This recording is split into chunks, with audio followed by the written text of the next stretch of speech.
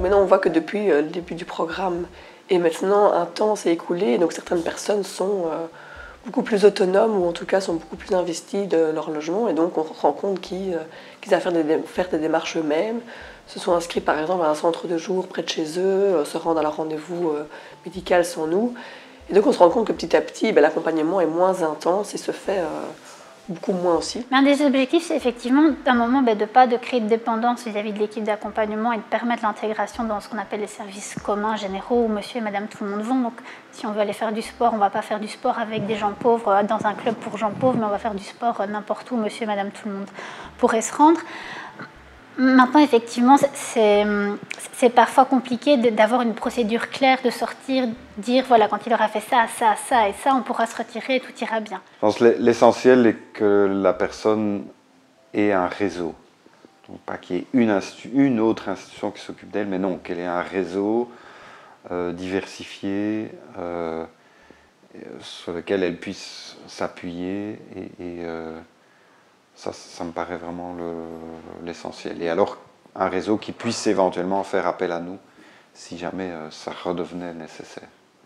The first years I was here, it wasn't go up down with me, you know. Yeah, but now it's okay. It's my own house.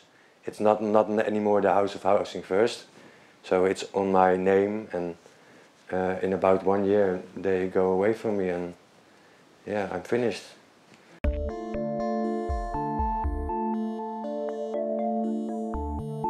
Donc les équipes d'accompagnement Housing First sont vraiment confrontées au quotidien à un public extrêmement fragile qui a un long parcours de vie en rue, des problématiques de santé mentale, d'assuétude, et c'est vraiment au quotidien qu'ils sont confrontés à ces difficultés-là et essayer de néanmoins contribuer au maintien en logement de ce public qu'on estimait peut-être pas capable de se maintenir en logement. Et c'est vrai qu'il y a une pression par ailleurs qui vient des politiques, qui vient du secteur, qui vient du public vis-à-vis de ces équipes-là et elles ont à prouver que ces personnes sont capables de se maintenir en logement. También es un reto casi siempre para el equipo porque muchas veces la persona no tiene conciencia de problema y no ve la necesidad de cambio.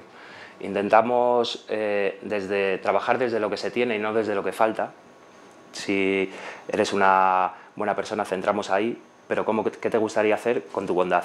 A lo mejor, ¿y qué impedimentos tienes? Y a lo mejor ahí ponemos enfrente de la mesa que lo que te está obstaculizando el cumplimiento de tus objetivos es tu propia adicción. Vamos generando quizá una necesidad a través del discurso hasta que la persona o a la persona le nace la demanda. I think we haven't touched yet the ethical dilemmas that professionals face. For example, clients have their choice. It's client choice. It's a major principle, and I really underline that. But suppose a client really drinks himself to death.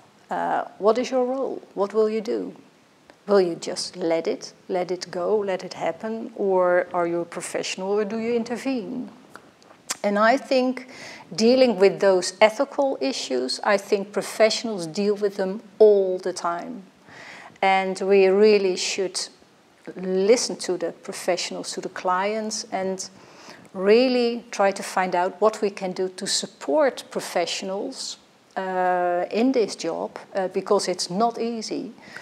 And we really should invite them to not try to solve these problems and dilemmas themselves, but to really to learn to work in a kind of community of practice, in a team, where they can consult each other and perhaps also specialists or other people. L'équipe est parfois confrontée à des situations où la personne se met extrêmement en danger ou met extrêmement en danger d'autres personnes. Et donc, dans ces cas-là, il y a des lois dans chaque pays qui permettent de protéger la personne d'elle-même et donc en Belgique ça s'appelle la mise en observation, en tout cas d'hospitaliser cette personne sous contrainte. Ce sont des situations évidemment extrêmes auquel on aboutit que dans la mesure où toutes les autres solutions ont été passées en revue et où vraiment on n'a plus aucune autre alternative. Ça arrive dans notre pratique et en général on essaye d'aborder cette question avec la personne dès le début de l'accompagnement, de lui en parler, de lui expliquer, de lui dire peut-être que ça va se passer, qu'en penses-tu, comment souhaites-tu qu'on fasse, et de pouvoir vraiment avoir une sorte de préaccord de sa part pour qu'elle nous laisse la main si vraiment elle n'est plus en mesure de gérer les choses. Ça amène néanmoins vraiment des grosses difficultés dans le chef de l'équipe, la peur de rompre le lien avec la personne. C'est très violent de contraindre quelqu'un à une hospitalisation. Ça se passe souvent pas dans la douceur, ça entraîne parfois l'intervention de policiers, donc ce sont des choix très très durs à prendre, mais en même temps qui font partie des situations qu'on doit gérer dans un projet Housing First. And another major issue, but I guess it's also discussed in other countries, it's the role of peer workers. There is sometimes, I experience there's sometimes anxiety, resistance, and I think it has to do with the kind of the absence of clarity about the role of peer workers. So there's a lot of confusion about their role. Should they be the professional or should they be part of the team as the peer worker? In the Netherlands, I think we are at the start of that whole development. And in my view, I think the peer worker can